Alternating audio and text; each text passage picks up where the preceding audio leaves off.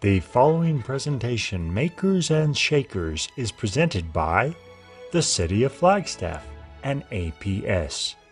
Sponsored by Compass BBVA, Pub Medical, AWD Law, Sunwest Bank, Alliance Bank, W.L. Gore and Associates, Gentera Enterprises, and DPR Construction.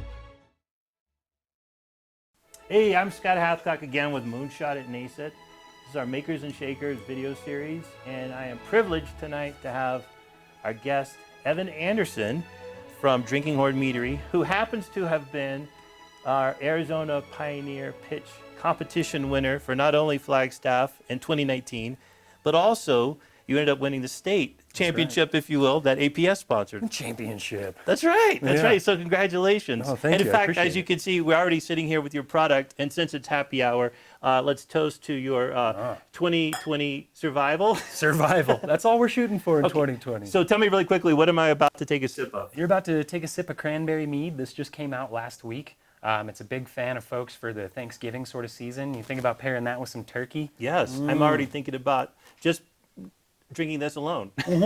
Forget the turkey. One of my favorite pairings is air with it. Yeah, It's I like it. It goes I like it. nicely with it. Very good. So Evan, who would have thought? I mean, it's what's December 2020 now. Yeah. Who would have thought a year ago that we'd be sitting here under these circumstances? Nobody. Yeah, exactly. So before we dive into all that, though, you have this company, you had this dream, you had this concept. Tell me about the day Drinking Horn Meadery was born. Yeah, absolutely. I think the real day that it was born was probably my wife and I's wedding.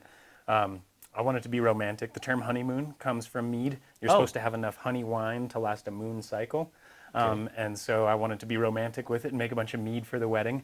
And it went over really well, made like 30 gallons, and we got a few kegs of beer from one of our local breweries here. And nobody drank any of the beer and drank all the mead.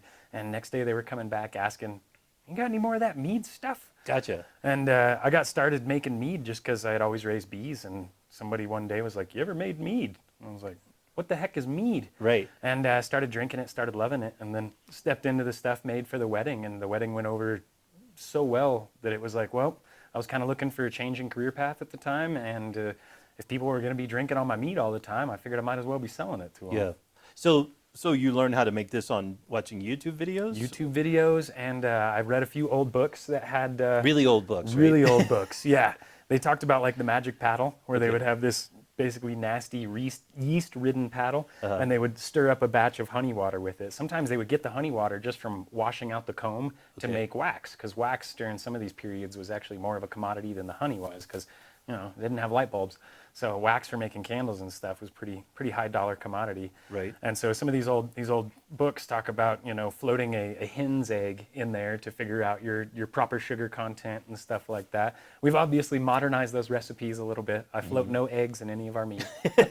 So and what about the bees? Were you already raising bees? I was already raising bees, Okay. yeah. How long had you been doing that? I grew up raising bees. My dad taught me how to work bees when I was just a wee little runt. And it just kind of continued on from there. And when I kind of settled down here in Flagstaff, I started raising bees again. And that's where they were asking, what do you do with your honey? And I was like, harvest it, feed it back to the bees, don't do a whole lot with it. And they were like, why don't you make mead? And it just went downhill from there. It's a perfect storm. Yeah, it really was. It just kind of all fit together nicely, especially, Right. Looking back on things, it all fell into place, just like you would hope it would, I guess. Gotcha. So the wedding happens. This your customer base is building, right? You're hearing the cry. What happened after that? So it took a long time with the licensing stuff. It took us almost a year and a half from the wedding to start in on all the licensing, or to get all of our licensing back. Just going through, the feds and the state and the local and everything. And during that time, we were just refining recipes and working on sort of fine-tuning our product.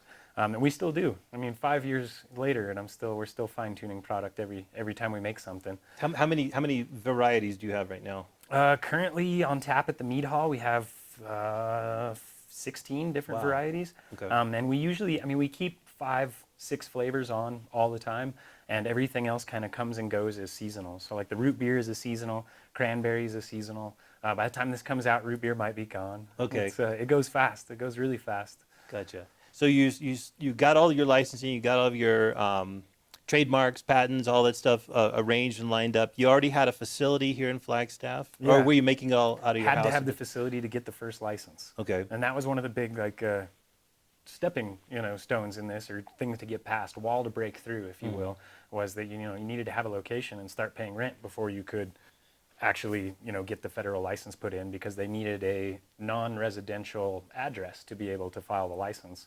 And so you have to get that that address and then file. So it took a little while, and during that period, I mean, we had one tank, and we were just kind of slowly putting things together. That's a 2,000 square foot warehouse now, and it's just so full of tanks and bottles of mead. It's pretty fantastic. That's awesome. That's awesome. And so you lined all that up. You started working, and then how did we get involved? When did Moonshot come into the picture for you guys? We needed some help. Okay. Is really what we needed. I mean, I had a good idea, but I didn't know how to go about implementing that from a good idea into an actual functional business. I love that. And it was, we talk about that, but I love it. When I hear an entrepreneur say that, it was perfect. Because you're an expert. You were already an expert in making this. At least an amateur expert. We'll call it an amateur expert. Okay, all right. And so it really was. I needed the help in how to run a business. I knew how to make a product. I knew there was demand for the product, but I didn't know anything about going through and figuring out. I was like, QuickBooks? What? What is this? And so you guys helped us out with a lot of that. I was taking classes here initially before I even did the moonshot portion of thing. Gotcha. Taking classes and just trying to learn as much as I can. Life is a game, and I'm shooting for max points. So it was try to learn everything I could about it, everything that we could get from you guys. And then when the moonshot stuff came up, it was just an opportunity we couldn't pass up. So let's talk about that. So just for those people who don't know what that is, so Moonshot had and will continue to have sometime in the near future, an Arizona Pioneer Pitch Tour, which meant that we went across the state to a bunch of cities, hosted 3-day events, and brought in folks like you who applied. How did you apply? Do you remember?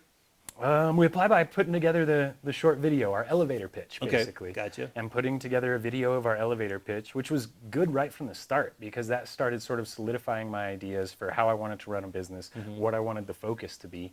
And so just putting together that video was eye-opening for somebody that didn't know how to run a business. It is pretty cool when you articulate whatever it is your dream is or vision is. It grounds it somehow, or at least you hear it a couple of times and you become even better at articulating it. Absolutely. Because it's the thing that you walk in the bank with. You walk up to your first friends or fool who will give you money for this idea, this concept, and you say, here's what I want to do. And it has to be quick, because people don't have a lot of time, or they want to be captured immediately and hooked, right? Right. Howdy. My name is Evan, and welcome to Drinking Horn Meadery. Mead is fermented from honey, just like wine is made from grapes and beer is made from grain. My wife and I started putting this business together after our wedding, when the people attending absolutely loved the mead we had made for the celebration. Since we started sales in 2017, we have grown rapidly. We now have statewide wholesale distribution. Our online store sells direct to consumers in 39 states. Our product is carried in Whole Foods Market and liquor stores across Arizona. We employ 3 people full-time, and we'll be quickly needing more as the company grows. The process is slow and takes us about 6 months to get from ingredients to bottles. We use local honey and as much local and organic fruit as we can possibly get our hands on. Quality ingredients make for a quality product. We initially thought that the demographic for mead was going to be primarily the millennial generation. Younger folk, more familiar with Game of Thrones, eager to try new things. We thought wrong. Mead is enticing to every single person that drinks alcohol. It's not often that you get to introduce someone to an entirely new alcohol. There are many meaderies in the US at this point, most of which seem content to model their business after craft breweries, where they make mead for serving at their own location with a minor amount of wholesale. We see the business opportunity to become a nationwide producer of mead. We have been requested to do tasting events all over the US for biker bars, military shows, fashion shows, women's realtor associations, country music festivals, corporate parties, metal shows, rap concerts, farmers markets, golf tournaments, BET award after parties, retirement communities, and we even got featured on Food Network in Guy's Family Road Trip. We are poised and ready to expand our reach through distribution in other states. Mead is a wave, and we need to be on the front of it. This is where Moonshot comes in for us. We have seen the business expansion that Moonshot has helped facilitate, and we feel like we can be the next great model in that. We are currently producing roughly 2,100 bottles a month. Our facility was built with expansion in mind, and we can produce over 10,000 bottles a month here with increases in equipment, personnel, and systems management. Thank you for your time. So you did the video and you applied for Flagstaff's the city competition first. Yes. Okay. And then you won that. It went over well. Yeah. And I remember. I do like to talk about me, so I remember. So that was awesome. And then we followed up later with another competition for the state. Yeah. And then you won that. It was a lot bigger, that one was. Yeah, It was yeah. A little bigger audience, that Exactly. one. But in between those two competitions, didn't you start thinking ahead and planning and We did. this concept of what opened up? The mead hall. Right. So it was one of our big problems that we were, by working with you guys and refining what our vision was and figuring out not just the parts that I want to do, but the components that are needed to run a business, we realized that our tap room was something that was extremely lacking. It was pretty tiny. small, right? It was Yeah. like 8 by 8 maybe, if that? Yeah, Or, if that. okay. And I remember it was even in the video Yeah. that you showed. Yeah. We Okay. started off, I think, in the tap room there, Yeah. and it's like you couldn't even get a good picture of the place because it was so small. Right. Like, how do I get this? Yeah.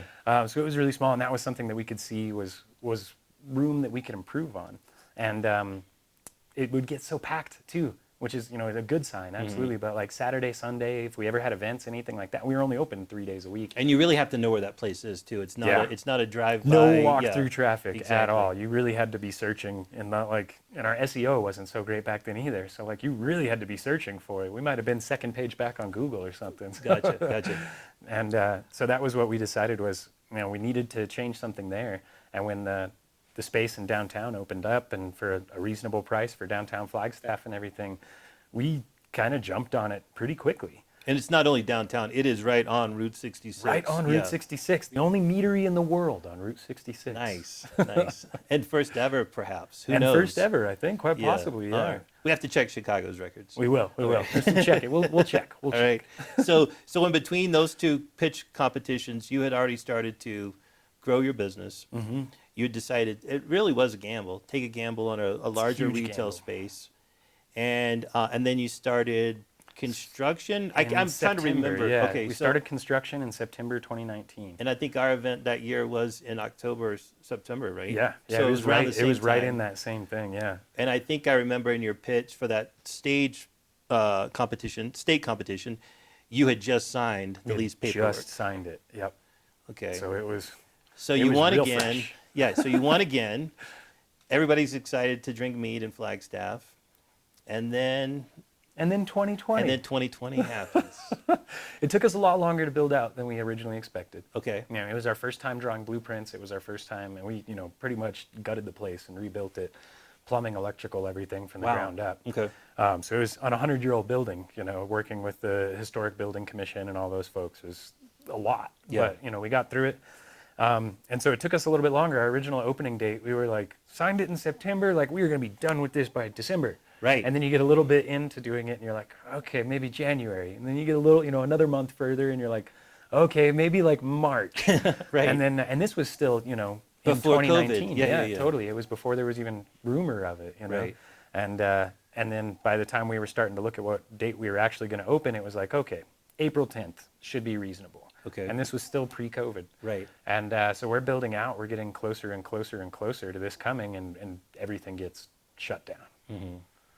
And it was tough times. So the good and bad about that is now you're not having to take an environment that you created for pre-COVID. Now you're taking the environment that you're about to open and you're making it COVID friendly, right? Exactly. So what did that look like from a financial model? What were you guys anticipating building out for as far as how many you could have hosted, entertained? We would have been at like 50, I think is what we ended up with our rating at, just, with employees aside, 50 people inside of there, which would have been great, from our previous tap room that had like 8 chairs, I think. Right. So it would have been, we kind of built out our whole plans for it and then sort of had to crumple those up and start again. Luckily, Right. we hadn't implemented anything. We hadn't Right. spent a ton of money into that edge of things. But I've still got like, I built a whole bunch of tables that are just waiting to be put together the rest of the way. For that glorious day. For that glorious day. It'll come. These Right. big, cool shield tables that are all enameled on. It's Oh, nice. They're nifty looking. So, but we were able to do bottles. And so we've always done a whole lot of our sales in bottles because we bottle up the majority of every batch ends up in bottles. We do the kegs and stuff too for pouring in places, but when everything shut down, we lost all the bars, the restaurants, the hotel bars, everything that carried our stuff that was just serving was no longer serving. But we also get, Whole Foods all across Arizona carries our products. We deliver all the way down to Tucson. So that was one of the pivots that we ended up making with it was trying to push more product into wholesale sales instead of retail sales. And so we were trying to, get products into bottle shops that were still open, into other grocery stores that we didn't have, anywhere we could get it into. We also had our online sales. And this is something that I didn't come up with this idea all on my own. This was something from you guys. Oh, thanks. And it was diversity of sales. Right, was one right. of the, it might have been a whole class, I think, but Okay. it was definitely a portion of one of the classes talking about how you need to have your income coming from different areas because it was, if you have it all coming from one direction and that falters for whatever reason, it inevitably will. It's good to have different areas of it coming so that you don't get hit 100% from one area, but it only knocks out 30% of something. It makes it a manageable pivot. Sure. So let's talk about pivots for a quick second. So I'm sure that's something also entrepreneurs can get just so grounded in their own concepts, that own initial thought of here's what I'm going to do, and by God, come rain or shine, I'm going to do this thing. I'm sure there's still some of those things in your head that Always. you were not going to bend on. Yeah. But what adjustments have you made that were tough pivots? Bringing up more of the online sales stuff Okay. is hard. It adds so many layers of taxes and state-to-state law stuff and everything else that it's kind of a nightmare as far as paperwork goes. Okay. But we sell to 38 states or something now. Wow. So you can get it directly shipped to your door, which is convenient and good, especially in these times. So just walk me through this. What actually goes into this bottle? To start with, honey, water, and yeast. And one of the things that I didn't ever back down on, which has been kind of a frustration, but something that has really shined through with our product, is we don't use any preservatives in it. There's no sorbates, no sulfites, no nothing. So it's as natural and healthy as an alcohol can get.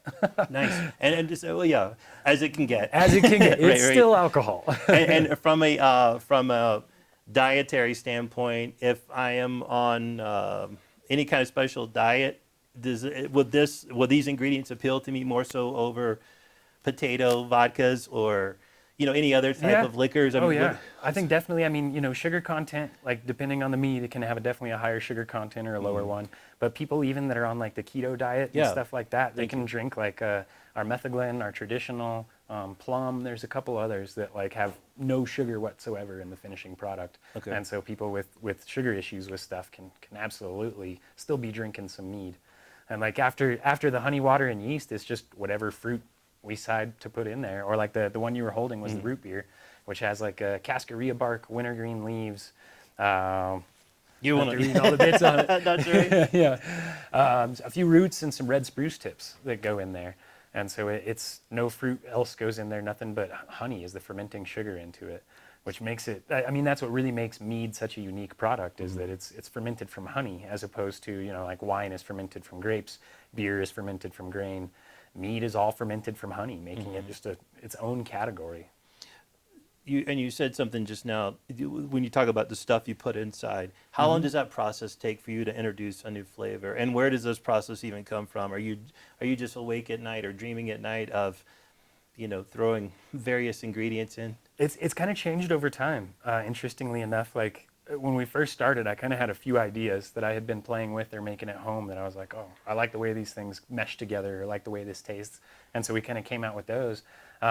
The head brewer that makes a lot of the mead now has got some great ideas. He brings his own kind of mental thing into it and his own palate and flavor into it. And then we get a lot of suggestions from customers too at this point, which isn't something that we used to have. We used to not have a big enough customer base that people would on the regular give us suggestions for stuff.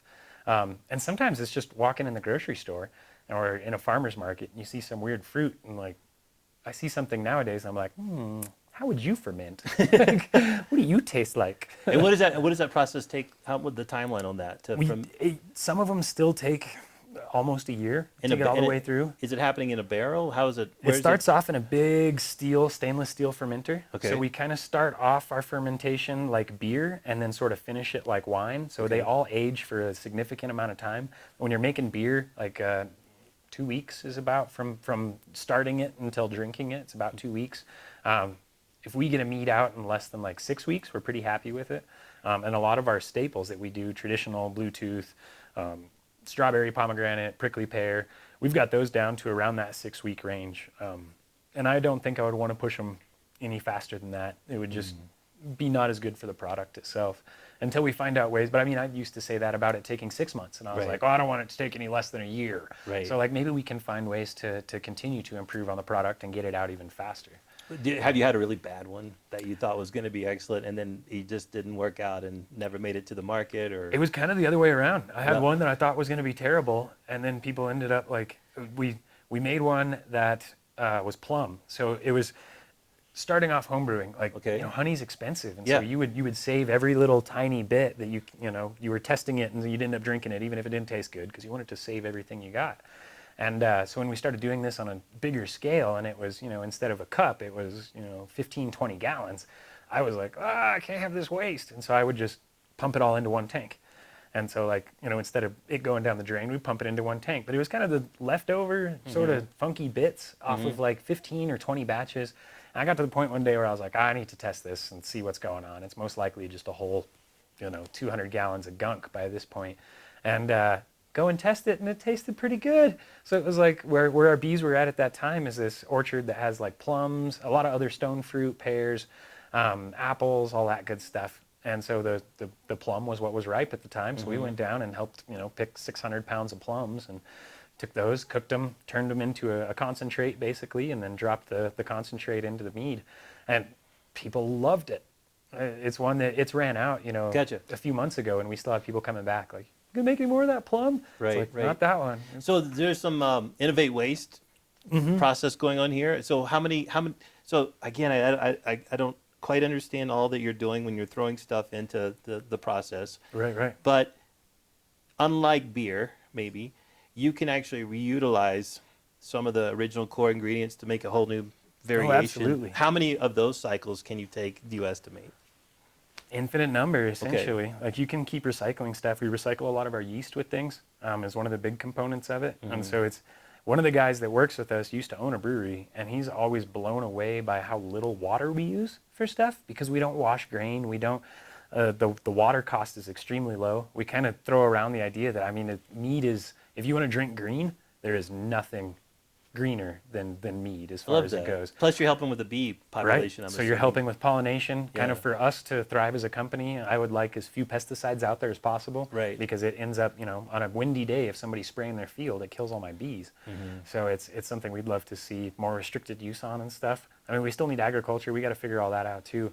But it's also something where robots are never going to take over a lot of this stuff, which I know is like a concern. There are robot bees now. I heard about that. Yeah. So and I also heard they're making honey in a lab now. Oh, okay. Which is crazy too. But anyway, it's something where it's very, very hands-on for the most part, at least for now. Okay. It's very, very human, where it takes people to go in and collect all the honey and handle the bees and stuff. And I even heard you say, if I recall, now correct me if I'm wrong, that if there is a shortage of honey in Arizona at farmers markets, it's because of you sometimes. Probably. I mean, we're going through upwards of 1,600 pounds of honey every month right now.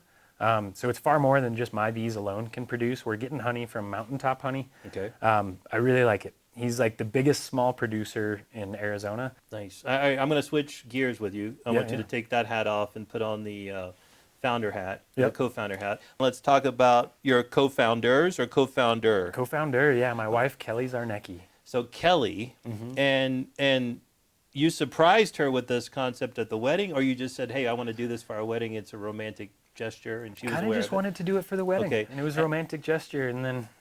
And then at what point, was she ahead of you with this concept of a business, or were you there and you had to sell her? It's a new marriage, it's a new business, it's a lot of stuff you're jumping off of, right? It was definitely like not recommended. Like Right. starting a marriage and a business all in the same go. I think Yeah. if I went back, maybe I'd do it differently, but things are good, so maybe Yeah. I wouldn't. So she also has a full-time job as well Yeah. as being your full-time co-founder. Yes. So how did you guys figure out?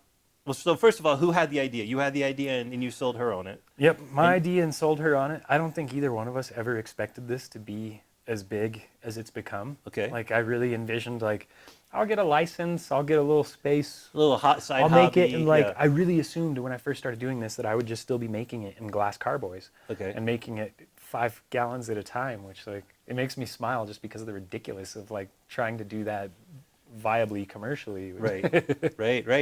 So It's so just crazy. she bought in. She bought into it, And you we- guys jumped in. How did you decide what your roles would be? Because I know we have a lot of entrepreneurs who could be married, or it could be their brother. You know, there's Yeah. always partners, or oftentimes partners. This one is especially interesting because you're married. And, So how do you balance that? Well, And what roles do you play? and I don't know that I did balance it super well for a long time. I think trying to get that balance between like life, play, and work I'm still working on it, to be honest, you know.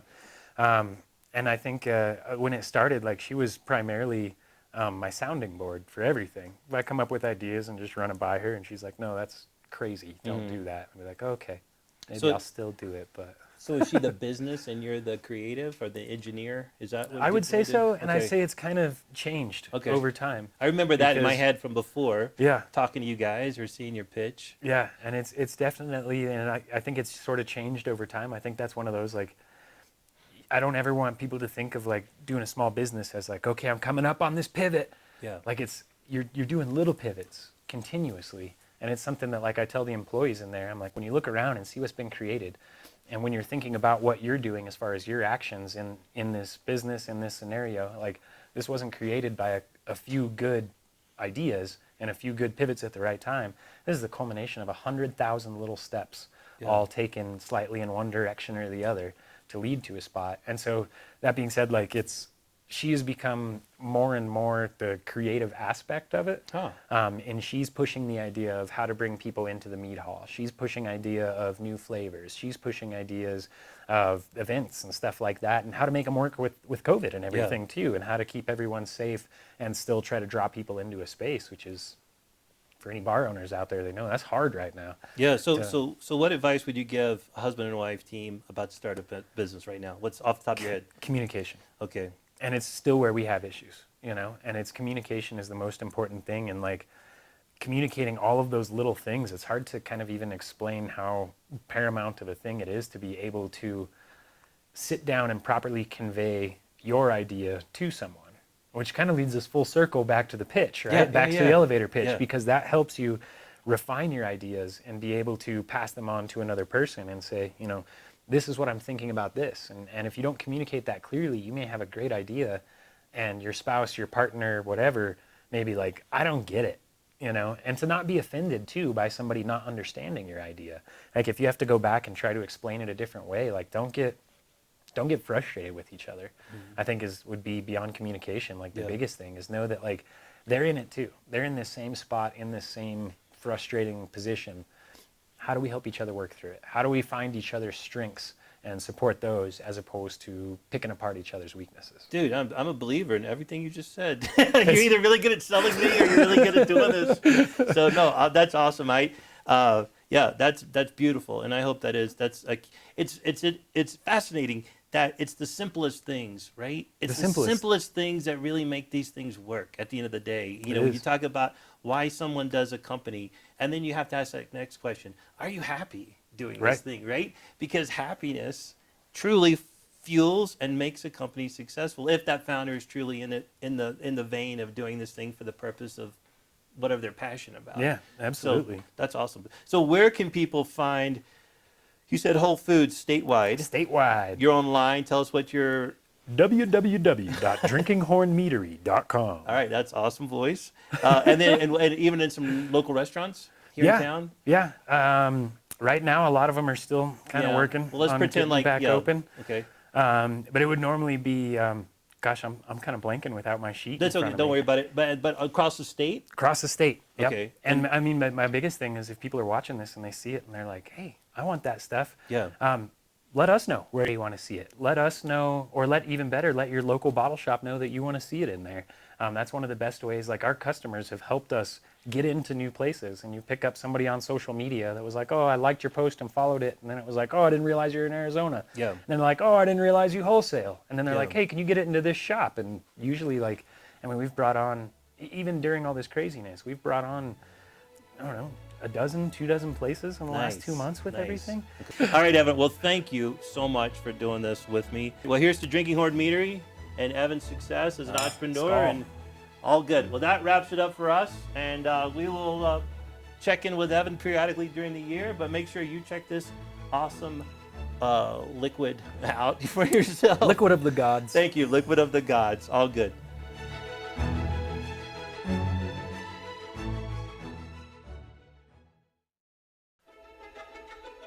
Hello, my name is John Harrow, and I direct APS operations in Flagstaff and the surrounding areas. Let me begin by saying how happy I am to be able to address this group.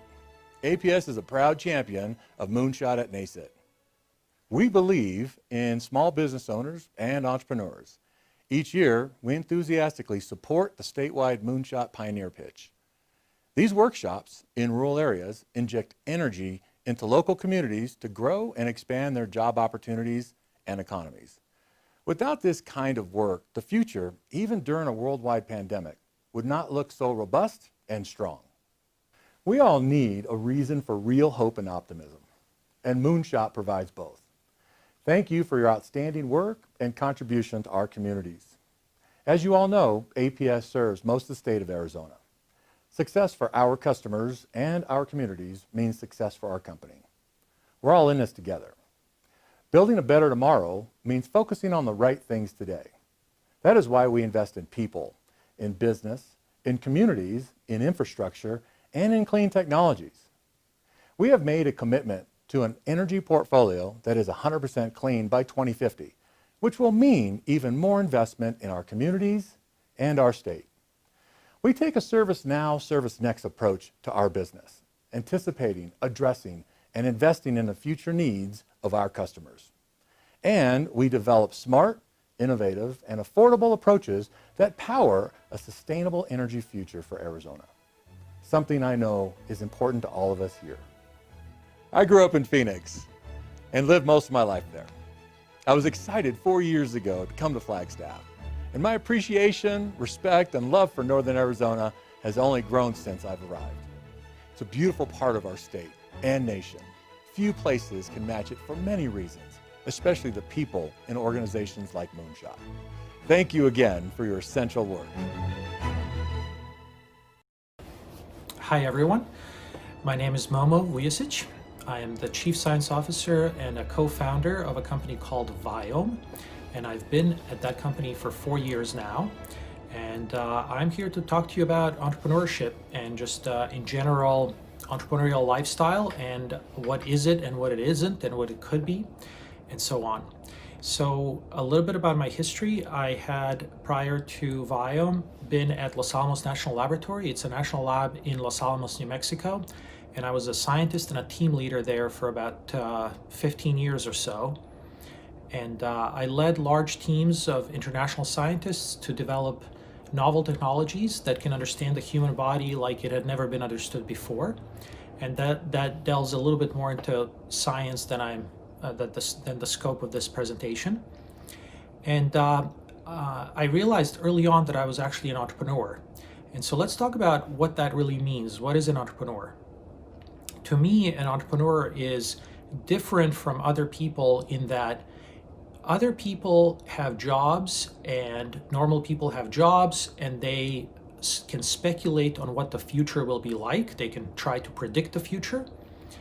When you decide to be an entrepreneur, you're actually taking control of the future and you're inventing it.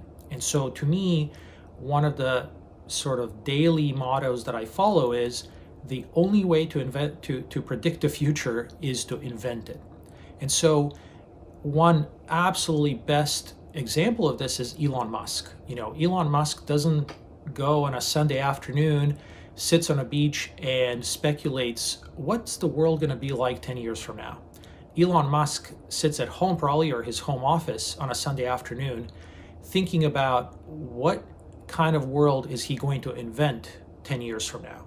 And that's really, to me, the fundamental difference, is that when you have a job and you're an employee, you basically do what you're told and you collect your salary.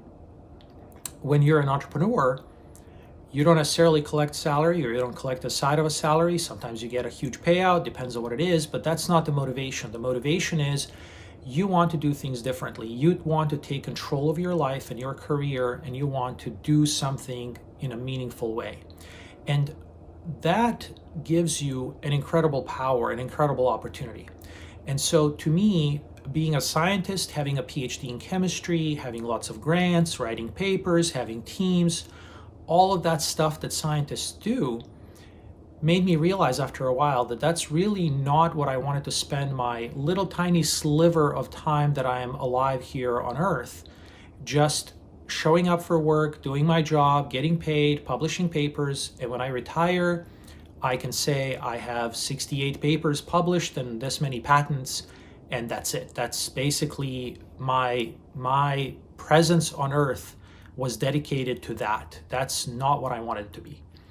I really found that I have the drive and the grit to make big changes in the world.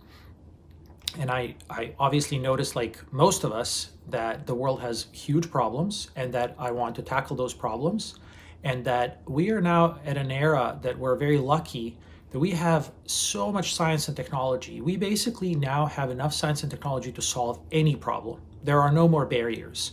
You know, back in the 50s, if we wanted to solve some kind of a chronic disease problem or some kind of a social problem, we didn't have the data, we didn't have the connections, we didn't have the biology, we didn't have the technology.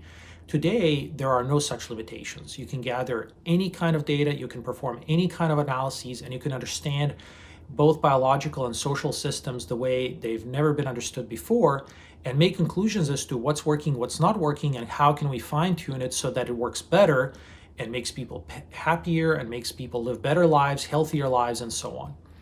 And so due to the simply personal circumstances where I developed an early onset rheumatoid arthritis in my 20s, and I suffered from this chronic condition for 15 years, and due to the fact that I was a scientist and I wanted to figure out what was wrong with me, and I read a lot, and I figured out that health is actually one of the biggest problems in modern society. We have healthcare, and we spend extraordinary amounts of money on healthcare. However, healthcare, if you think about it, is not really healthcare. It's really sick care, meaning pick any chronic condition you want, whether it's Alzheimer's or heart attack or diabetes or anything. Healthcare means that the medical system waits for you to be sick.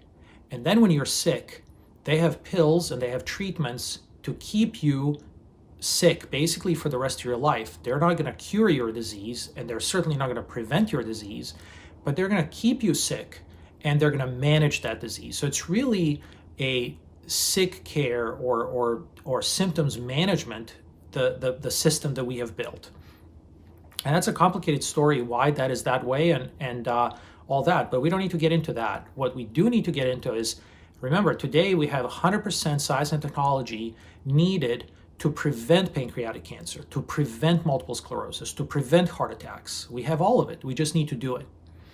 And one of the things that I like to say to people is about health is that a healthy person, whether young or old, they probably have many, many wishes. They wish they could go on travel. They wish they could get a job. They wish they could have a car. They wish many, many dreams and wishes. If you have a chronic disease, you only have one wish, only one, and that is to get rid of that thing, because it takes over your life. It makes it miserable every day. You can't enjoy anything. You can't dream about anything. You're worried you're going to die. That is what chronic disease is. And while just a generation ago, meaning 30, 40 years ago, chronic diseases were very rare. Most people lived long, healthy life. Today, chronic diseases are very prevalent. In other words, today among US adults, roughly 80% of them have some kind of a chronic disease. So we've reached absolutely epidemic proportions for many chronic diseases. They're on the increase. We're pouring more money into so-called healthcare. and things are getting out of control. Everyone is unhappy, everyone is unhealthy, and it's not a sustainable system at all. And so with my background, with my personal condition, and with my understanding of how the human body works, which I think even today, but even more so earlier, I think my understanding was better than most people, I thought, okay, let me refocus my entire scientific career. Let me figure out what is the technology we need to develop in order to study the human body like it's never been studied before. And let's develop that technology, and then let's apply it to real life and help real people live better lives. And so this gets a little bit technical, but basically we need to look at the human body as as an ecosystem, and we need to study it using a field called systems biology.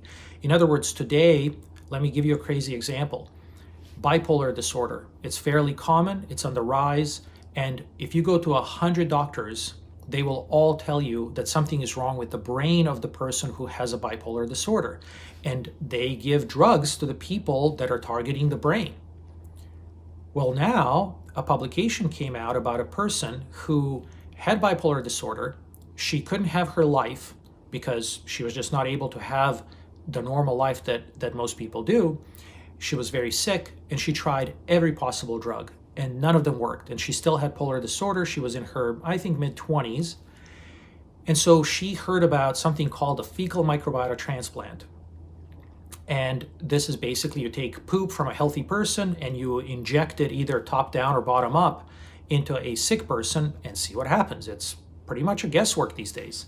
And so she identified her husband as a healthy person because he had no signs of any kind of mental illness. So she took his poop, injected it into her, all with the supervision of a doctor in Australia. And 6 months later, the doctor took her off all her medications because she had become a normal person. And 3 years after that, she was still a completely normal person, no signs of bipolar disorder, no medications. And they wrote a peer-reviewed article talking about how she was cured of bipolar disorder simply by acquiring the microorganisms that lived in her husband's gut, intestines, and transferring them over to hers. So there was nothing wrong with her brain. There was just something wrong with her gut microbiome, and the microbiome of hers wasn't providing whatever our healthy physiology requires for mental health, but her husband's gut microbiome was providing that, and by acquiring that, she became a normal, healthy person. And so this is just one of many examples where so-called miracle, cures and treatments occur. If you go talk to any doctor about that today, they would say, well, that's not really possible to cure bipolar disorder. That's because the drugs are not able to do that, but there's natural ways to do it. Incidentally, fecal microbiota transplants have also cured many other people of many other diseases, but that's a longer scientific discussion. What's important here is these were the kind of dots that I connected and realized that the human body is not just our genetics. It's really an ecosystem where we have oral microbiome, we have gut microbiome, and we have our own genes, we have the immune system, and we have nutrition. And all of those are simply chemicals and chemical reactions that drive either healthy physiology or drive illness. And so I spent about 4 years working extraordinarily hard at the National Lab, bringing in funding and gathering up a brilliant group of scientists to develop this technology that would allow us to study the human body as it had never been studied before. And at that time is when I developed the entrepreneurial skills. And so I want to talk a bit about that because you can actually be an entrepreneur in a situation where you're not, starting your own company and running your own business. You can still apply the entrepreneurial attitude anywhere you are. And so I'll describe my experience and how I solved this. So in a national lab, there's a very rigid sort of architecture of the organizational structure where you have your team leader, you have your group leader, a division leader, and so on. There's like 6 different stages of management. And there are these teams that are supposed to function well and where everyone's supposed to help each other and we're all supposed to work together. It turns out that's not really how things work. There's a lot of other things that happen in real life that prevent you from doing things. There's a lot of bureaucracy. Placing an order for a simple item, instead of taking overnight, may take 3 months. And if you basically follow the system, you may not accomplish anything, even though you have the potential to do so. And so in order for me to succeed there, I realized early on that the only way I was going to be able to do that is to actually set up my own system and not follow the normal system that's set up in place, because it was simply not going to allow me to succeed. So what did I do? I created my own team. I created a team called Applied Genomics team. This team did not exist within the organizational structure. And then every member of that team had an email address that I gave, and they had their own signature in the email to start with. I trained them, I hired them, I let them go if needed. And we functioned as a small biotech company. And so within this very large organization of 11,000 people, I found this sort of a little niche and created this little company with anywhere between 10 and 30 people that worked together very tightly for about 4 years before we started Viome. And we did things tens or hundreds of times more efficiently than the system allowed it. Meaning, whatever we could do, we were very efficient at.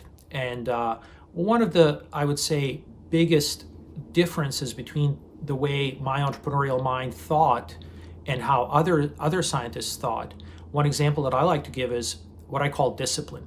In research, it is so extraordinarily hard to do research that in general, vast majority of what you do does not actually produce any meaningful results. Meaning you can work hard, really hard for a whole year. And if someone asks you, hey, what did you discover that year?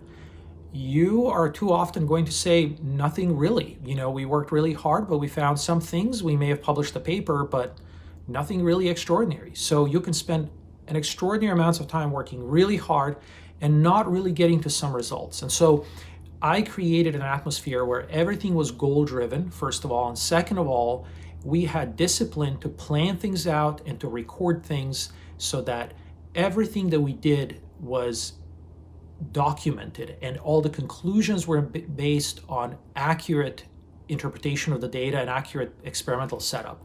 So this goes a little bit too much into sort of the scientific detail, but discipline just means you're planning things, you have project management, you have actions assigned to each person, they're trained to perform those tasks. If not, you train them, and everyone has accountability, everyone knows what they're supposed to do, and we all work as a team, and we can all move way, way faster than we would otherwise. So that was a really nice approach that I had, entrepreneurial attitude in a national lab.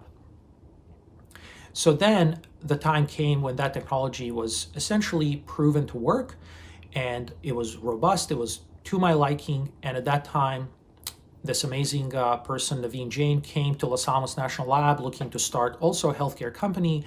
And he said, we did a little Shark Tank show, and he chose the technology that I brought to commercialize it, and we formed Viome back in 2016.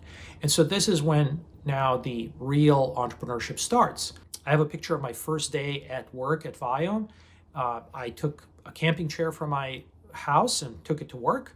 I bought actually 2 trash cans from a local hardware store, and I stacked the 2 cardboard boxes from the 2 trash cans, and that was my desk. So that's the first day at work. Completely clean, empty rooms with just a chair and a fake desk.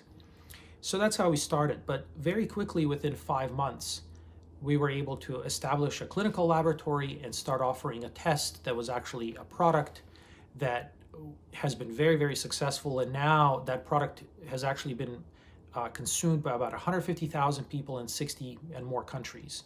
So since then, we've released a couple of other products. And so I want to walk you through a little bit of that and just give you some sort of highlights of what to do and what not to do if you're going to split off from a job and start something on your own. So if you're going to start something on your own, you really have to be convinced yourself that it's going to work, and don't listen to others. Other people's opinions doesn't matter, and the reason is because they don't know as much as you do. And so they're going to give you their opinion based on their hunch or their background or their anecdotal evidence via just very few experiences. It's really you who is the expert. And if you are the expert and you have the confidence that this is going to work out, then you're ready to go. And don't listen to naysayers, because I would say probably vast majority of them will be naysayers, especially if you have a nice, cushy job with good benefits and you're taking a pay cut to go do something new. So that's one thing, is really be confident in your decision and just go with it. Another thing is partner with extraordinary people who share your vision.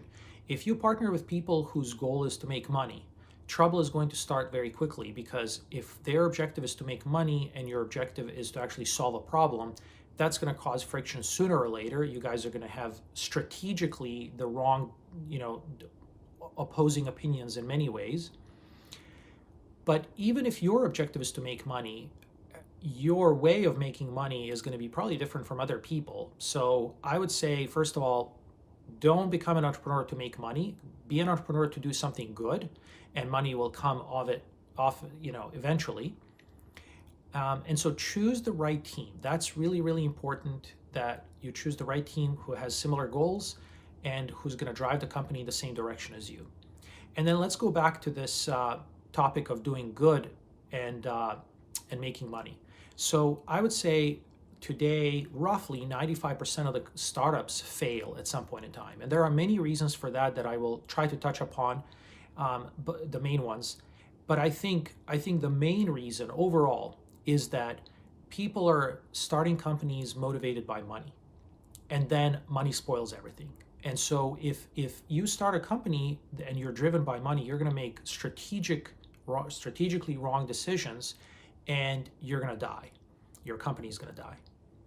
If your motivation is to do good, and you talk to investors and you receive funding from investors who share that opinion with you, that you're going to do good, you're going to solve a big problem in the world, money will come eventually. And you just really have to understand that process, create that vision, and share that vision with everyone around you, whether they're an investor or a partner or an employee. Share that vision with them, that this company exists for the purpose of solving a big problem, and money will come along with it. And we as entrepreneurs really need to follow in the footsteps of Elon Musk and solve big problems, and then money will come.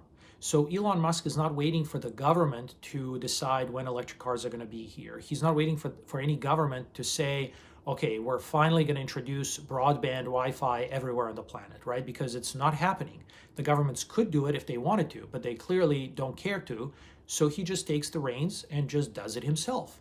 And that's exactly the kind of problem solver and the kind of attitude I would like all entrepreneurs to have. Let's solve these big problems that for some reason governments are not solving. And we don't want to delve into that too much. So think about your motivation, think about the vision, and share it with everyone around you. That's really important. Next important lesson of what to do is release a product early. Release it while it's not perfect. I would say that's potentially the very next biggest reason why companies fail, is that they wait too long to release their product and establish revenue streams and prove that their technology is actually valued by the market.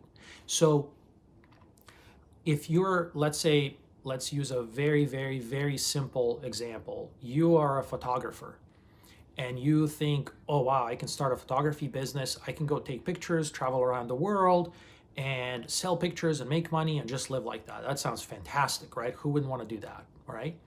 Well, I would say that 99% of the people who thought that failed to do that, even though it sounds great. But it turns out that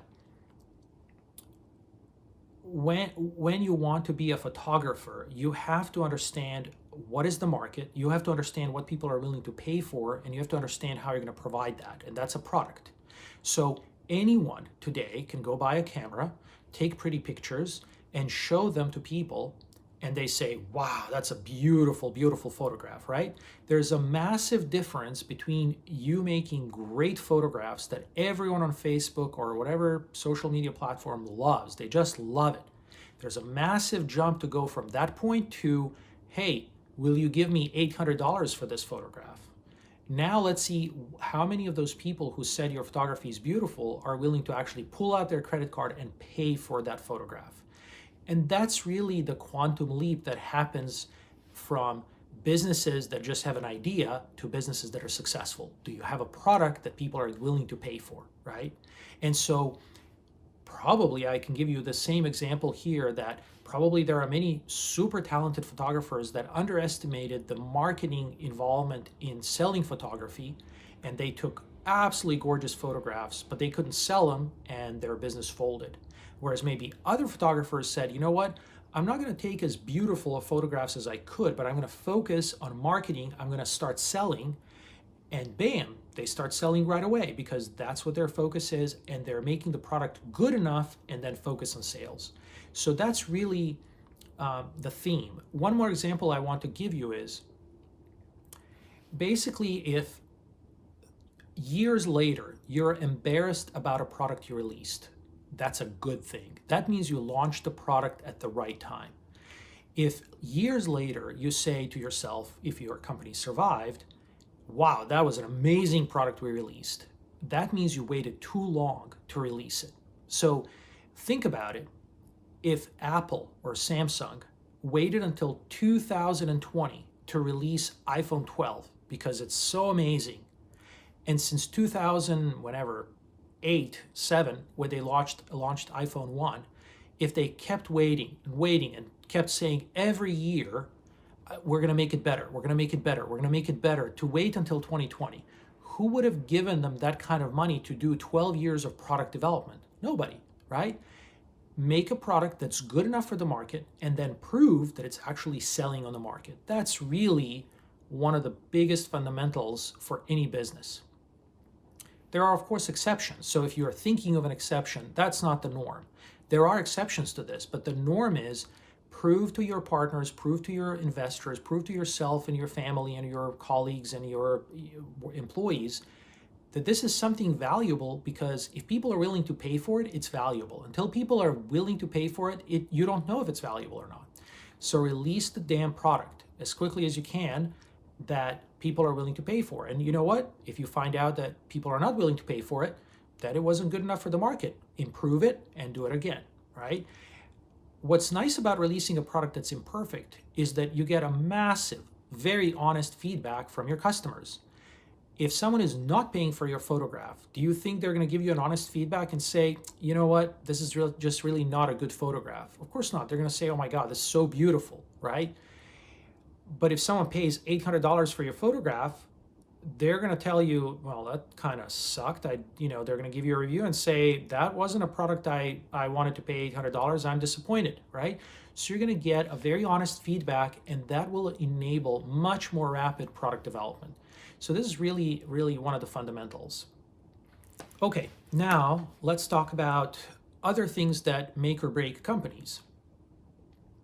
One of the things is employees and culture and professionalism and behavior and all that. So before any employee comes on my team, and currently for the whole company as well, or most of the company, I have 2 interviews with them. In these interviews, I give them a very realistic picture of what our company is like. And I tell them, our company is not a job. It's not like other places, and it's not for everyone. Not every place is for everyone, right? You can't just say, I want to be an NBA player, and you apply for an NBA team. That's not going to happen. You have to have the right set of skills, the right attitude, the right work ethic, and so on, in order to be at a company like Viome, that's mine. But when you start your own company, you should think the same way. You should only hire people who share the same vision and culture and ethics, work ethic as you. So I go through 2 separate sides of the coin. One is the professional side. I teach people to be very diligent, to be very disciplined, to be, in most cases, to be like a pilot. The reason planes don't crash very often is because pilots follow checklists. You say, this is what I'm going to do, you get the training to do it, and then you do it. And you do it every single time. That's really the discipline that I'm talking about. It's very simple, it's very effective, it just works every single time, but you have to do it.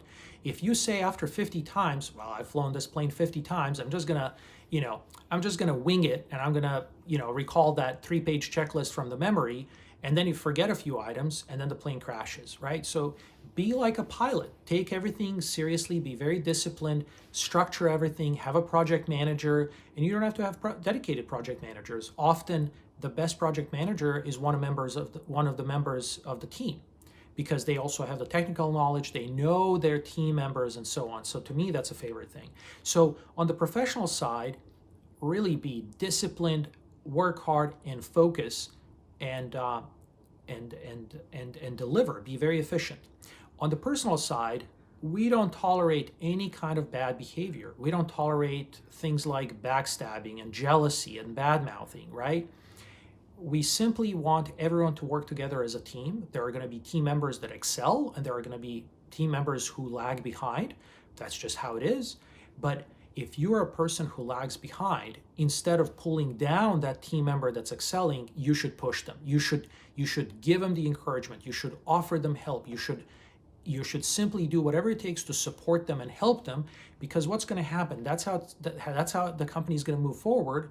And also they're going to help you up, right? So they're going to help you. Once you help them, they're going to help you. And that builds trust and credibility.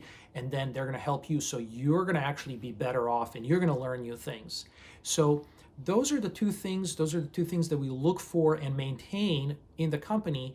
And we basically don't compromise of those two things, because if you cannot display those kinds of professional and personal behaviors, you're not moving the company forward, and you can't be here. You can go find another job where you just show up and are there 8 to 5, you count your time and you get your pay, and that's it. That's not how you create companies like Elon Musk creates, right?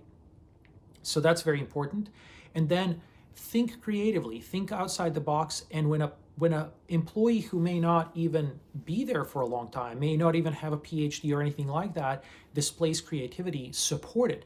And the support can be praised. The support can be, oh, we're going to patent that. The support can be, oh, I'm going to give you a $500 spot award, right? There's all kinds of things, but it's really nurture that creative attitude, because in all of these entrepreneurial situations, and that's very much the case in my company, absolutely everything we do has never been done. And so we can't go read or talk to someone and ask how this is supposed to be done. We literally have to invent everything. We have 3 products on the market. Such a product does not exist, right? All 3 products were released to be the first of its kind in the world. So there was no way for us to go and find out how that's done. You simply have to invent every part of everything. And so for that, you really need to give people the freedom and let them be creative, and also let them fail, meaning praise failure. Because if someone has 10 bad ideas, praise those ideas and say, hey, we're not going to implement those ideas, and then you give them the reason why they're not good ideas, but continue to encourage their creativity, because the 11th idea may be the big one. And I found that to be the case. There's simply no genius that I have run into where every idea is a good idea. The smartest people I'm surrounded by, most of their ideas are not good ideas, but they keep cranking them out. And if 1 out of 10 or 1 out of 100 are big ones, that really pushes the company forward big time. And so we really, really nurture that creativity. And that's not an objective sort of thing where I can give you some kind of a recipe how to do it. You just have to do it, and you, like I said, encourage it, praise it, and make people realize that not every idea is a good idea, but those good ones are the ones that are moving the company forward, and make them be absolutely firm believers that if they have a bad idea, we're not going to make fun of them. We're not going to tell them they're dumb. Nothing bad is going to happen. So just keep throwing those ideas out, and sooner or later, there's going to be a really good idea that's going to make a dramatic difference. So these are all really important aspects that don't necessarily have to do with like hardcore science or product development or business. They have to do with creating a culture where every employee feels like they're a part of this team and they're moving the ship forward. And so let's talk about this moving the ship forward. So what I explain to new employees when they come on board is I go over this sort of professional expectations and personal expectations, even though I'd gone over them twice already before they joined Viome. But after they join, I do that one more time, and I sort of give them a summary of, hey, this is what we talked about. I want to make sure we're on the same page, and that that's how it's going to be. And I tell them, pretend like Viome is a rowboat, and we have sails and we have rowers, and sails are going to be adjusting to the big winds, meaning when COVID hits, we're going to get a strong headwind, right? And it's the management's duty to adjust the sails and adjust the big gross things to still move the ship forward towards our goals. And every employee, including the managers, are also rowing. And you can be rowing very, very hard. If you're rowing in the opposite direction from the team, you're actually slowing down the whole company. So working hard does not actually mean you're contributing to the company. Working hard and aligned with your team, that is moving the company forward. So we all have to think about and know what are the goals, what are we trying to achieve, what island are we moving the ship towards, and we all have to row towards that island. If everyone's rowing towards that island and you're rowing to a different island, that means you're slowing everyone down. And so these are the kinds of conversations that we have early on, and then they sort of phase away when we see that a person has really adopted that culture, and then we expect our employees to propagate that culture. And those employees who don't seem to fit this culture, they just have to leave, because there are some people who cannot manage things like jealousy or backstabbing. They just have to do it because they feel very insecure. And despite our initial conversation saying, we can't do that because that's going to slow down the whole company, they just have to do it. And then we have to part ways because that just does not work for rowing our boat forward. Okay, so I think I'm going to stop here, and we're going to spend the rest of this time slot answering questions. And I'm very happy to answer any kind of questions about either entrepreneurship or starting and running companies or science or health or whatever you'd like. Thank you. Small businesses like yours face big challenges. You may be an expert at designing clothes, filling cavities, or making furniture, but when it comes time to run, grow, and analyze your business, you probably don't have the time or the expertise. One of the growing problems is that in today's information economy, if you don't have the right information, your business has a greater risk of failing. Large corporations can hire expensive consultants or employ internal experts to research information and analyze a path to success. You probably cannot. This puts you at a severe competitive disadvantage. Without access to valuable information and insights, you will end up on the wrong side of the digital divide. Your utility company is providing Size Up to change this. Size Up is big data for small business. Size Up levels the playing field by providing you with similar market intelligence that was previously only available to huge corporations. Size Up provides you with business intelligence and market research, enabling you to make smarter decisions with relevant data. There is no other business exactly like yours, but too often, the information and solutions provided to you assume that you are just like every other small business. Size Up uses millions of data points to provide you with individualized business intelligence and market research, customized to you, your unique business, in your specific industry, in your precise location.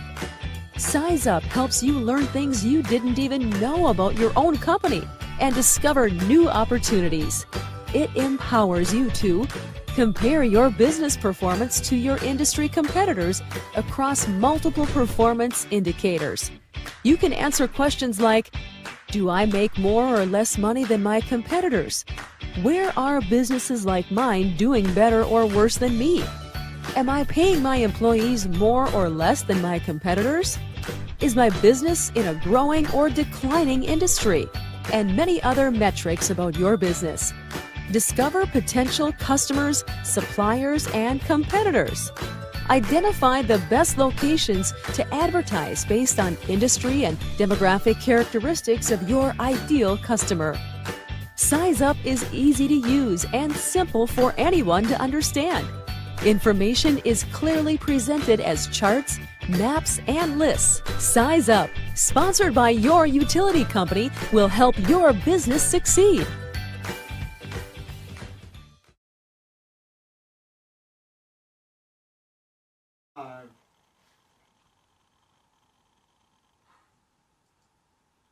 Well, good evening. I'm Scott Hathcock. Welcome to our happy hour. This evening, I'm pleased that we have joining us live from Seattle, Washington, our keynote, Mr. Momo Vuyisich. How are you doing, Momo? Fantastic as always. Thank you, Scott. Oh, it's fantastic to see you. Thank you so much for doing this for us. We so appreciate it. So this is the interaction time that we're going to have some Q&A and get some questions from our viewers. But I have to ask you one of my favorite questions, and that is when we talk to entrepreneurs, we always talk about their why. You know, why specifically are they going to do this particular thing? And I know you touched on it a little bit in your keynote, but I know there's some more personal issues around that why as well. Would you mind just sharing us just a quick as to your why you decided to get into this type of business and research? Yeah, there are really two main reasons why. One is that I had a personal health journey that was developing a chronic disease at an early age, and modern medicine had no cure for it, had no even way to, stop it. And so through my research of the literature and trial and effort, I basically found a precision diet that worked for me, that completely cured me of that disease. I had had no symptoms in many, many years. That's incredible. So that's one side of the story. And the other side of the story is the realization that today's world consists of food industry, environmental pollution that are basically completely disturbing our healthy physiology and causing massive amount of sickness, and then a sick care system that we falsely call healthcare system that waits for you to get sick and then manages your illness for the rest of your life. There are no cures. There's no system that attempts to actually understand what causes your illness. So if you just look at, top 50 chronic diseases, there are no known causes of these 50 diseases. And I have a PhD in chemistry, and I understand the human body at sort of the molecular level, and I reject the idea that forever we're going to be managing diseases and that we should just take it for granted and call it bad luck when someone develops a chronic disease. We have the tools and the technology to understand what causes the chronic diseases, and then we have the tools and technology to prevent that from happening. And so we really need to completely revolutionize our healthcare system to be truly a healthcare system, not a sick care system. So those two were really the biggest driving forces for why I decided to shift my scientific career, devote multiple years to developing the technology, and then started the company. And now, 4 years later, we are enjoying some good successes. I love that. So talk to me about the actual problem that Viome solves. Dive in a little bit more about Viome itself. Well, it's a very complex and long story, but I'll start at the top. So I would like people to think of Viome as sort of a health app store. So, the app store doesn't actually solve any problems, but it is a platform where you can build infinite number of apps. And we have so far built this, what we call systems biology platform, that is like a health app store where unlimited number of health applications can be built upon. And that includes human health, pet health, animal health, plant health, earth health, right? And we at Viome have not only built that platform, but we've also pursued several applications. And the two applications that we're very strongly invested in, one is precision nutrition for reducing symptoms of many, many conditions, such as gastrointestinal issues, mental health issues, and so on. And the second application is diagnostic applications for cancer. And so this month, for example, we just obtained our first efficacy data where our precision nutrition can actually help people relieve their symptoms associated with gastrointestinal and mental health. And then we have almost prepared an FDA application, which we're going to submit hopefully before the holidays, for a really revolutionary test for oral cancer. So we have developed essentially a diagnostic test that can detect the stage 1 of oral cancer, which is not currently available. And so those are just the start. So we are going to be adding applications on top of this platform, but we are also welcoming the whole world to jump onto this platform. We've opened it up now to the whole world. Every country, every researcher, anyone in the whole world can have unlimited access to our health app store and build applications for any number of reasons. Is that your big idea? You talked about your big idea in your speech. Is that the main Yeah, that is goal? the big idea. The big idea is really to use high resolution, high content molecular tools to digitize any kind of a living system, whether that's a root of a plant, whether that's our throat or our blood or our stool, any kind of an ecosystem, and understand what are the molecular determinants of the healthy system and what are the molecular determinants of a sick system, and then find ways to modulate those molecular determinants such that you maintain health forever. Gotcha. And that applies to chronic diseases, cancers, aging, and then, like I said, any kind of ecosystem health up to the whole global planet health. Gotcha. So we actually have a question that just came in, and forgive me if I get this name wrong, but Kahinda at WL Glore is asking, how did you first reach that first customer? So what an exciting time that was. So yeah, so 5 months after we launched our company, after we started the company, we actually were ready to sell our product. And at that time we had only like 12 employees in the whole company, so we had no marketing team, that didn't exist. So simply our CEO went on a bunch of podcasts, and we went to a bunch of conferences and health expos, and we had our booths there, and we presented our product and talked about it, and we started selling. So yeah, that's it. So I always hear those horrible stories though of the trade shows where the customers are lining up. I call it the expo high. Everyone's buying everything, and then you get back home, and then no orders come in. So in your particular instance, you received the orders at the show, and you just started moving the needle. Our first orders were online directly, not at an expo. The very first order was placed online from who knows who, based on our, just spread in sort of this health community. Our chief medical officer at that time was a leading functional medicine doctor in the country, and she had connections with, network with her doctors. And so there was a bit of a buzz that we launched and that we're about to launch a product. And so, yeah, the very first customer ordered online. In terms of the expos, whenever we go to these expos, we actually bring the products with us, and we charge the customer right there. So if they want to buy it, they buy it right there. Obviously, if they're not sure, they can always go back home and order from online, and that happens as well. Gotcha.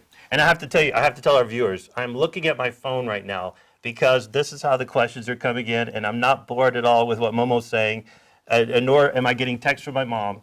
But this is how we're interacting with technology these days. So the next question I have is, you talk about the product release. You're saying don't wait too long, don't wait until it's perfect. What do you think that ideal moment is then? Yeah, so that's a very subjective thing. And you currently have options actually out there to go to different groups and ask them questions. If this was available, how much you would pay for it, right? And if the cost of the product is $500 and they say I wouldn't pay more than $50, well, you have a problem, right? But if the cost of the product is $400 and they would pay $400, you're close. So that's one method.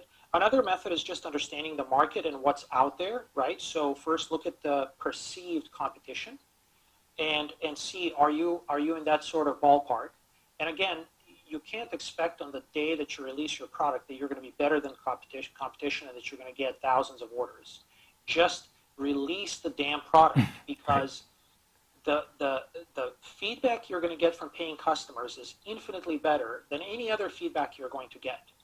And so release the product. If it's not perfect, it's not perfect. Obviously, do your best to make it right for the customers who purchased it. But learn from the customers and then quickly be ready to improve it. Quickly. Gotcha. And now talk to me about the naming convention. Where did Viome come from as a name? Yeah, so we had a process in place where we came up with a whole bunch of names and different versions. And so Viome has sort of two explanations. The one I like is the scientific one, which is various omes. So omes are sort of a scientific appendages that are added to anything like genome and transcriptome and metabolome and phenome and so on. And so ome is sort of a scientific term for a lot of different data. And V is for various. So various ohms is Viome. That's an awesome story. And Vi is sort of our, Vi is a term that we use a lot. So, when we have like an artificial intelligence chef, the name is going to be Coach Vi. Our app is called Vi, and so when the app starts talking, it's going to be starting. The person's name is going to be Vi, and it's sort of gender neutral, so it can be female and male, right? So yeah, that's sort of The other thing that I'm struck by with your story, and I've known you for a while as well, and that is your work ethic.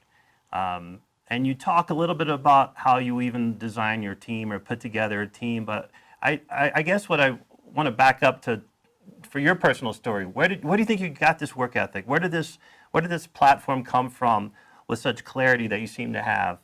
And then how that work ethic translates from you to building your team.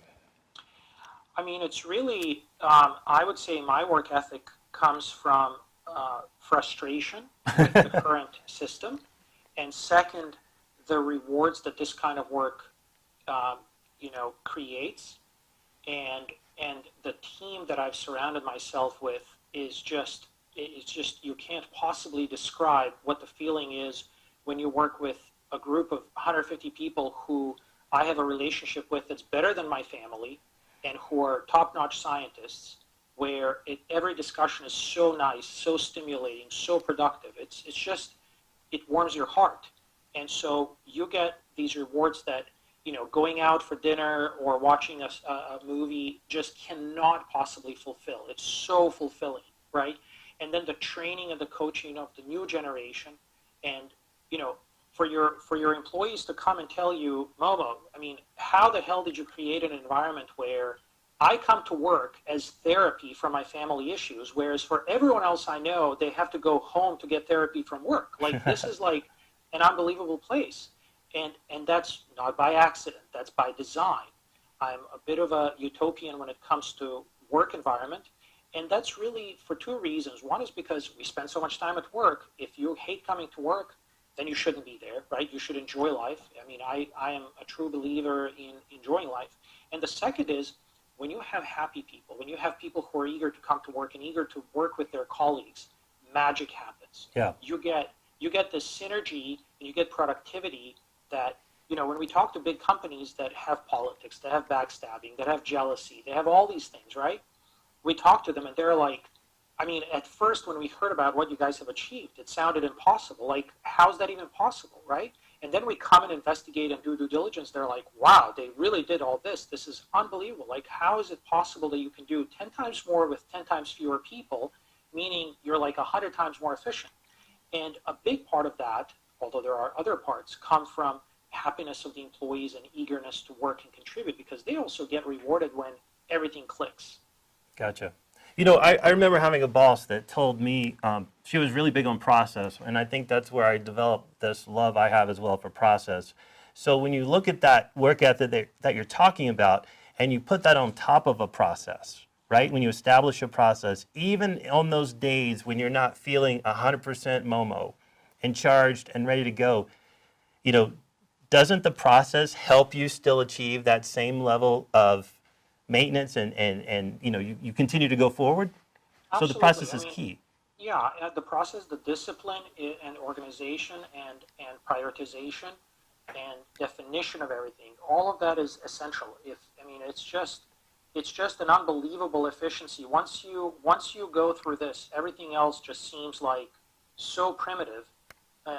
But when you have everything written up in a Google Drive document that the whole team can actually see in real life, like there is no versions on someone's computer, there are no thoughts in someone's head, everything is in a document, everyone knows where it is, and we follow it, everyone knows what exactly they need to be doing. It's just like a Swiss watch. It just clicks and moves. It's unbelievable. Yeah. Well, so when you do interview new team members, when people are coming into your company, what's your favorite question that gets you that answer you need with regards to maybe identifying their character or your belief or their belief in what it is you're trying to do in your mission? What are you looking for? What do you ask? There is no one key question. There are many key questions. and it has to do with checking their references. It has to do with checking their demeanor, checking their background. You know, when they say I worked in this, environment, I ask them highly technical questions to make sure that they weren't just pencil pushers who claim to have done this, but they actually don't know how things worked under the hood, right? Because that's very important for our company. And then what I believe is more than 50% of my interview process is to actually make it clear twice before we hire someone on, completely two redundant interviews with them, where I tell them very transparently what working at Viome is like, right? And I make it very clear. I don't have any filters. What my brain thinks is what my mouth says, and that's how I believe that life should be led. If that's not the case, then who knows what happens? Then you leave it to random chance of interpretation.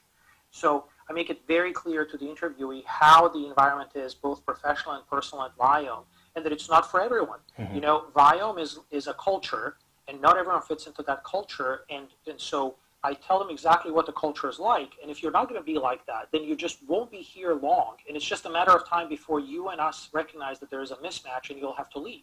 So you better recognize that before so that you know what's going on, right? Mm-hmm. So that's one thing, because there are certain professional and personal expectations that I set that are very high that I don't compromise on, right? And then, literally the day when they come, I remind them, hey, remember, we're going to have a third time talk about the same thing. And I'm sorry if it sounds like lecture, but this is really extremely important that you get it.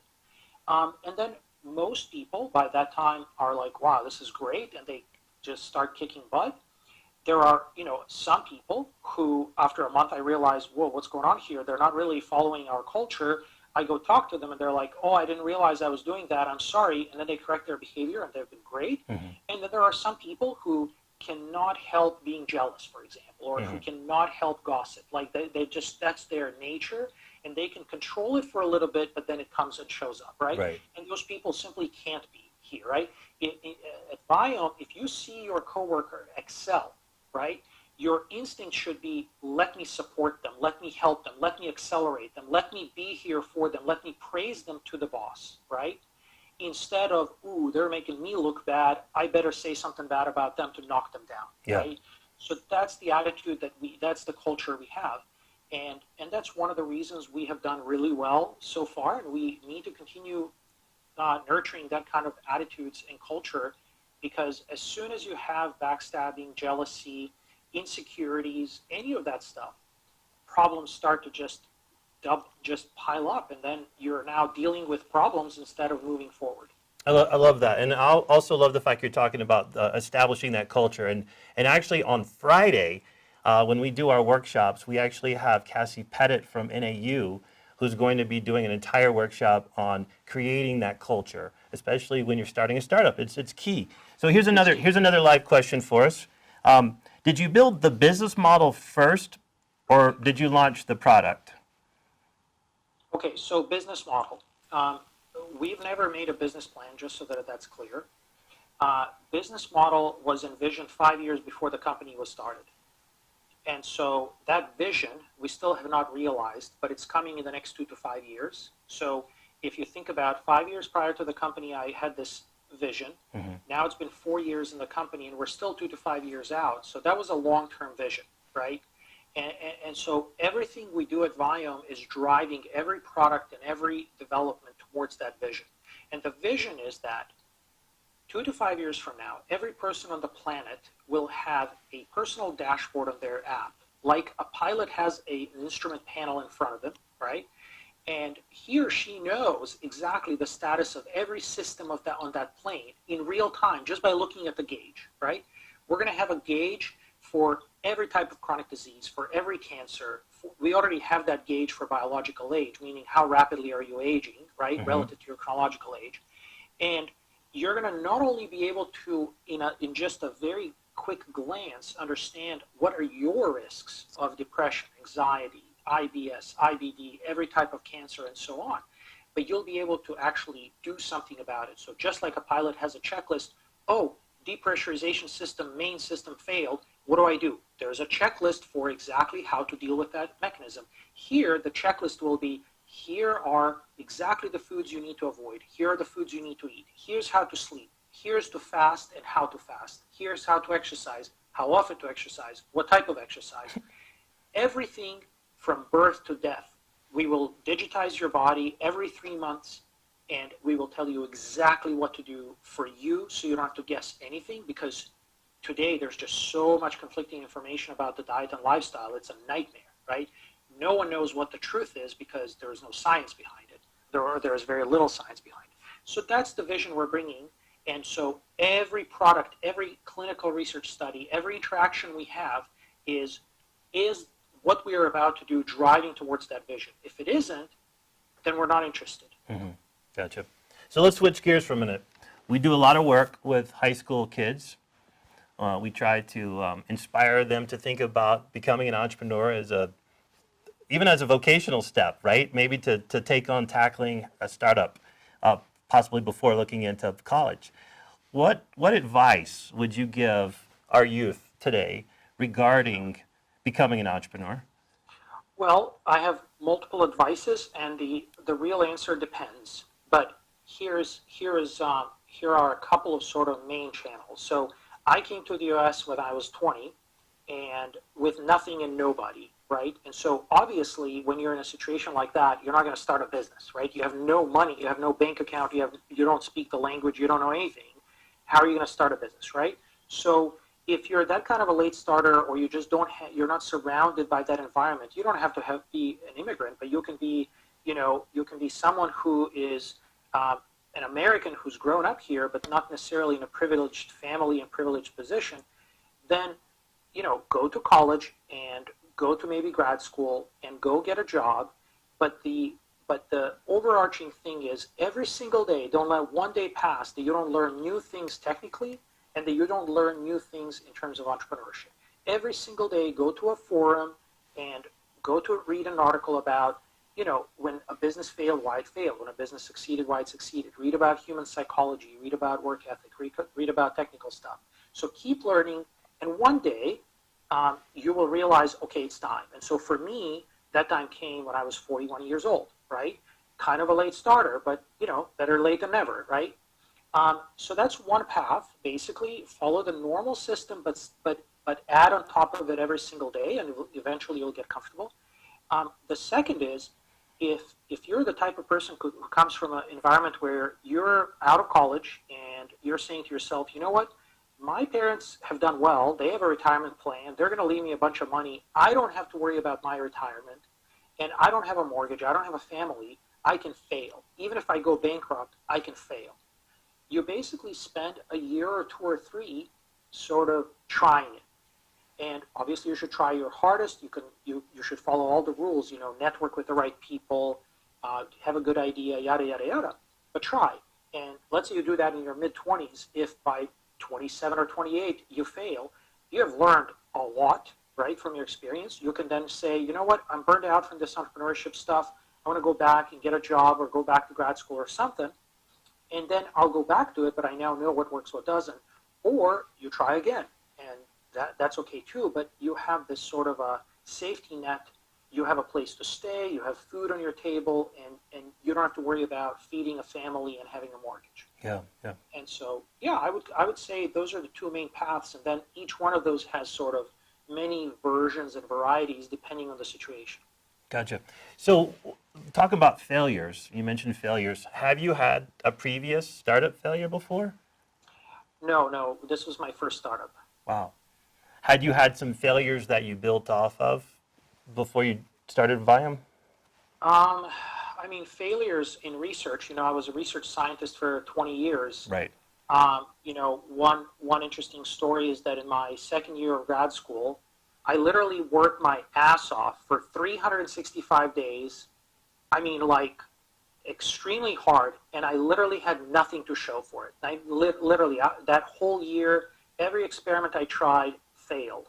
And so that was sort of an early failure that sort of made me thick-skinned, Mm-hmm. And, by the time I was in my 5th year of PhD, things were just so dramatically different. Everything I touched worked, right? And so that was a very fast-growing experience. And then as a research scientist over the next 15 years, most science fails. You know, you have a hypothesis, you try it, and it fails, and I got better over time. And that's one of the reasons we're doing so well at Viome technology-wise, is that I've learned how to make, basic science work from 5% of the time or 2% of the time to working 90% of the time. And to me, that's my biggest accomplishment, is that I know how to set up a system where things mostly work instead of mostly don't work. And in a company with limited resources, you can't be doing 10 research projects where one may or may not succeed. You just don't have those kind of resources, right? If you're doing 2 or 3 research projects, maybe all 3 of them should succeed, or maybe one will fail, but that's about it. So you have to be very efficient. So yeah, there's been a lot of failures, but you keep learning. Nice. And we could talk all night, but I do have one last question for you. And that is, if I weren't doing this, I would be doing what?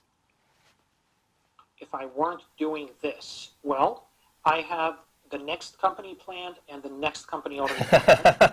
So if I wasn't doing this, I would be, so my next best passion is to completely revamp the educational system.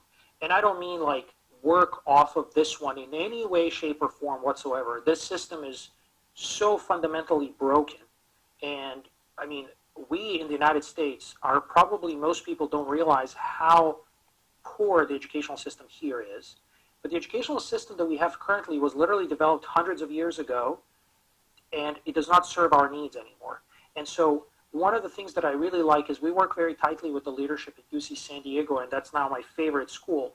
At UC San Diego, they've recently adopted the policy where their teaching style is no longer to teach you information, meaning, and I love this thing, meaning if you can find it on Google, they're not going to teach you or expect you to know it on a test, right? What they want to teach you is, if you're looking for an answer and you find 100 different answers on Google, right, which one is the right one? That's what they want to teach you. And that's really sort of a fundamental departure from our traditional thing, memorize this information and regurgitate it, right? And I have a long history of this. You know, when I was taking biochemistry in college, there's this awful metabolic pathway called Krebs cycle, right? And it's got a bunch of chemical structures, a bunch of complicated chemical names, and the teacher wanted us to learn it. And there's this genetic code where you have 3 letters of the DNA coding for an amino acid, and the teacher wanted us to learn it. And I literally, in front of the whole class, I openly told him, I refuse to learn this. I will spend no neuron and no time learning this because I can look it up in a book in 2 minutes. Why would I ever learn this? Why don't we learn something that's actually useful, right? And even with my attitude like that, these teachers actually accepted that, and I ended up getting A's in the class. But that's the concept. The concept is we need highly personalized educational system, and we need to completely revamp it because it's just in a horrible state today. And then after that, the next thing that I would be doing, that if I live long enough I will pursue, is our system of government today in modern society is broken. Meaning that you can have one tyrant and they can literally kill hundreds of thousands of people, or they can negatively ruin the lives of millions of people just because of that one person, right? And that's simply unacceptable, that the very few people in this world can ruin it for everyone else. We can have a beautiful, wonderful, happy world where everyone's happy, everyone's productive. We have 100% of all the technology, tools, and science to make it happen today, right? And so we need to do it. We just need to do it. And I'm not saying I have a solution, but I know that there's enough knowledge that I can work with smart people and come up with a system and then develop it and fine-tune it to where it's self-sustainable and there's enough educated people in the society and enough democracy to where there is not going to be a tyrant that's going to just make everyone else's lives horrible because of their narcissism or their ego or because they're an evil person. Yeah. We really need to change the society for that, because when you have a society like that, the whole society suffers from so many, this one problem causes hundreds of downstream problems. And so we really need to change that. Yeah. And, I have a list of many of these big goals that I want someone to achieve in the next, 20, 30 years. So. Well, I love that. I love your big ideas, and I love that your big ideas are taking on government, education, and the healthcare system. Those are three of the biggest ones that we have facing us, the challenges we have facing us today.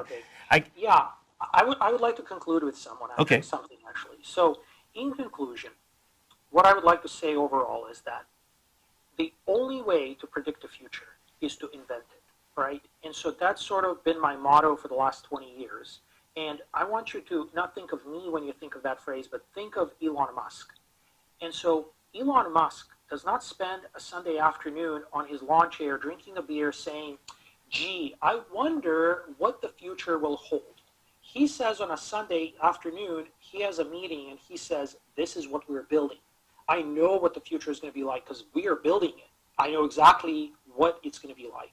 And that can be applicable to the companies that Elon Musk is building, like for space, for underground drilling, for electric, obviously everything, and then for like space-based internet. But it can be for anything you can imagine. Basically, don't think that you're just passing through life and watching things unfold and it is what it is or it will be what it will be. You make it happen. You build that future. That's really what entrepreneurship is. And today, if you look at what Elon Musk has done for humanity, he has done more than most governments have ever achieved. Mm-hmm. And so really the future of humanity is in the hands of entrepreneurs and not the governments. We can't wait for the government to do something for us.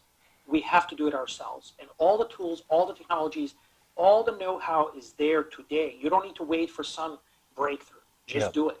Yeah, no, I absolutely love that. I've heard you say that before, and that's why I wanted to have you on our show this evening. So thank you very much, Momo. Words to end by. You have the power to create your own future, and starting a startup is one of the best ways you can do that. I can't thank Momo enough tonight for being our guest. I can't thank you guys enough for joining us on our first live Zoom call from our Moonshot Digital Campus here in Flagstaff, Arizona. It's been my pleasure to host. Again, please tune in tomorrow, same time, same back channel, moonshotaz.com. You can find us. We'll kick off the morning with some workshops at 8 a.m., and then you'll join us again in the evening like we have tonight. Tomorrow is all about women entrepreneurs. We're featuring all women in all the workshops and in our keynotes. And then I do get to come in at the very end again and do a Q&A live with two of our presenters. So I'm thrilled about this. Again, let's thank Momo for his time. Viome, you've got to check him out online. Subscribe. It's an incredible company. Learn more about Momo. He's all over. You're all over the internet with your speeches and your lectures and interviews. So we thank you again for your time. This has been a wonderful evening. Thank you guys so much. Now go start something. Good night. Video production services for makers and shakers provided by Moonshot Studios, powered by PDR Digital Media.